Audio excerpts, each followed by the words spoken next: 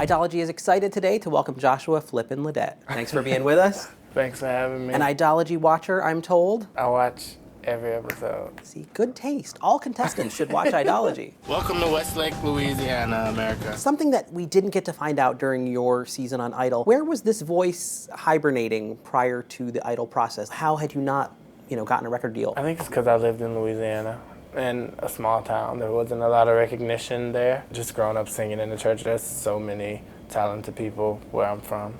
And the spotlight isn't on them at all just because it's so small and people are looking for people in like New York or Los Angeles. And I think the real talent is down in South. So I don't think nobody ever looks there. So you try out for season 10. Come back another year, you can like slay the whole thing. The minute you walked out of that room, were you already thinking, I'm definitely gonna get back here? No, I told myself I wasn't gonna do it. Really? And I said I would never audition for another show ever again. I was really upset. And You looked dejected. I went home and cried about it a lot and went into this little depression stage. And by the time next year the auditions came around, something in the back of my head just told me go and audition, and I did, and it turned out pretty good. Had you done anything between those 2 years to improve yourself? Or? I studied Idol.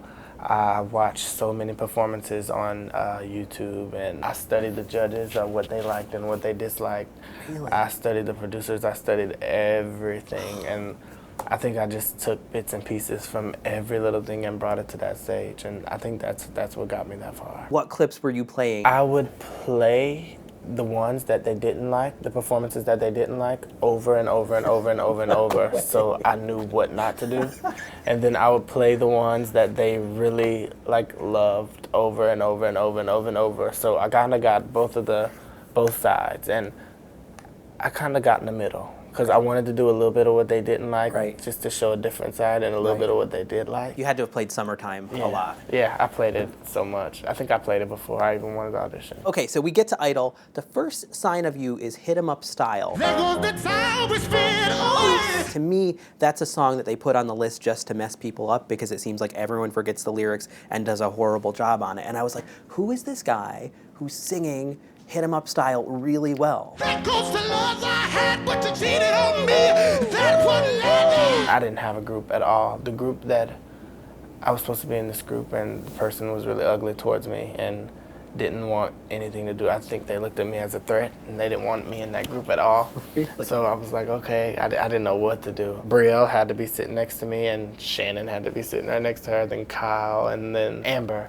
And we were all in this row, and none of us had a group, and they were calling up everybody, and they were all in their groups, and we were just sitting there, and we realized that none of us had groups, so we formed our group there, and we could not find the right song, and we finally heard Hit 'Em Up Style, and our harmonies just came in right along, and then we got it. Just go back and hit 'em up style. I couldn't memorize my lyrics. If you pay attention close, I wouldn't say it while I was on the show, but now that I'm off, but if you pay attention closely and listen to me singing that song, I'm actually making up words as I'm singing, but you can't really tell it because I'm growling a lot and doing a lot of riffs. Put your hands in the cash, and if you do the last time for all the hearts. Let's talk about Top 13 week, because I think that's where it first sort of came to light, like you were going to be a serious contender.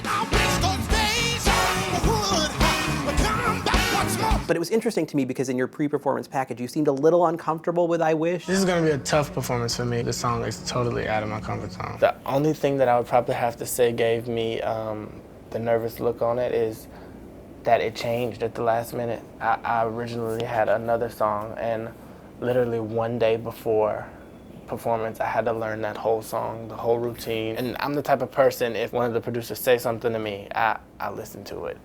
I don't stick with my gut, and I don't stand my ground. I'm like, okay, I'm doing it. I'm doing whatever you say. And I think that was my downfall of this whole competition, because I let people influence me. It worked out really well. It was very funky. It was a little bit unexpected from you.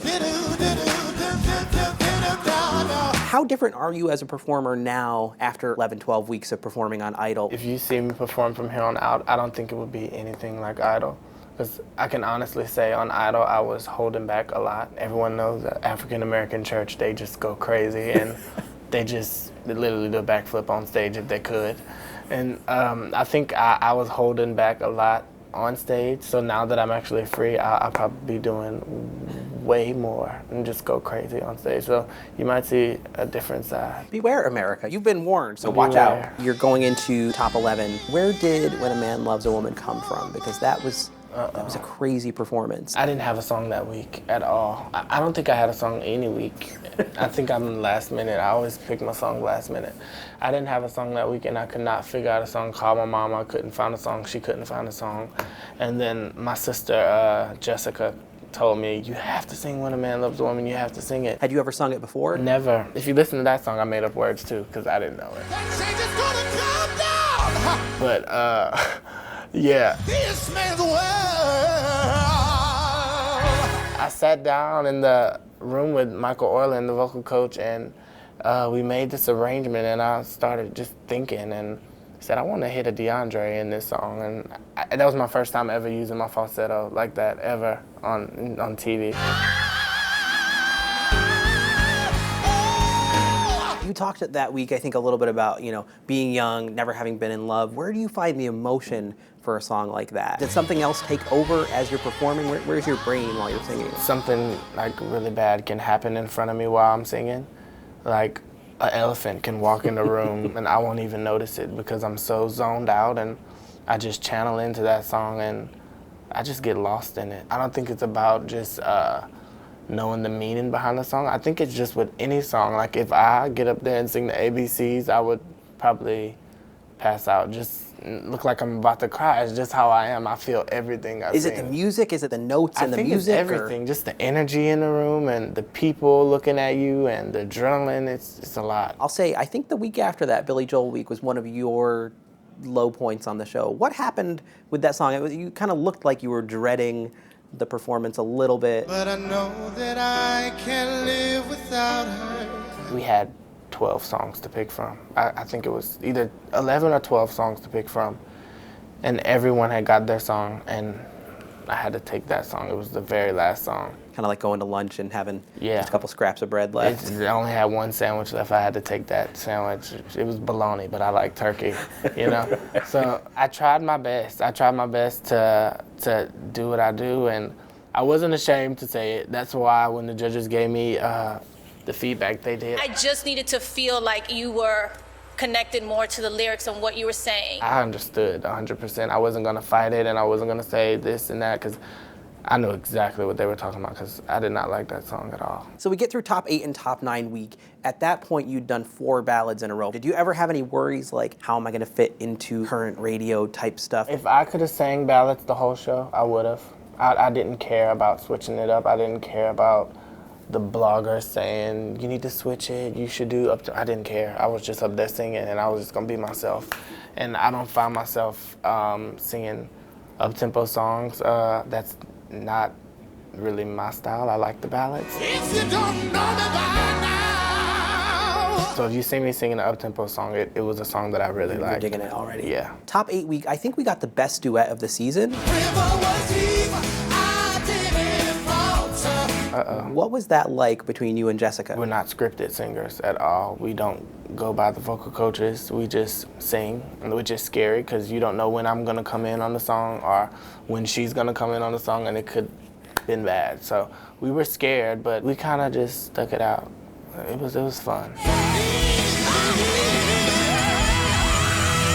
You guys kind of feed off each other's energy in that situation? It was definitely. I mean, I remember every time I would do something crazy on the mic, Jessica would look at me and she'd smile.